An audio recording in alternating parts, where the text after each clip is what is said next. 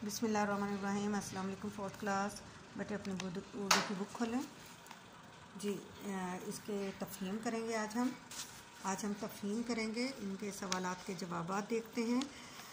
तो ये जो है पहला सवाल है, इसका अलिफ बे जीम। आज हम ये सवाल जवाब करेंगे।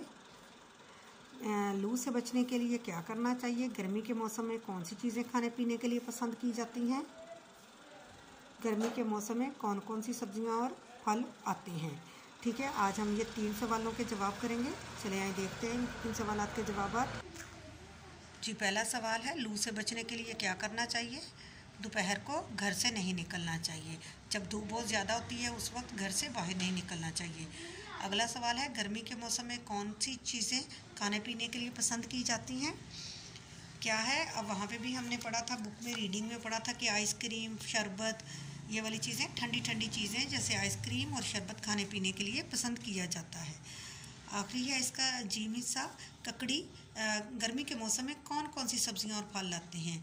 ककड़ी, आम, खीरे, आड़ू और तरबूज आते हैं जी। बेटे हमारा ये बहुत आसान से सवालों के जवाबात हैं, तो आपने इसको अच्छे से याद करना है और अपनी कॉपी भी लिखना है। अल्लाह हाफिज़।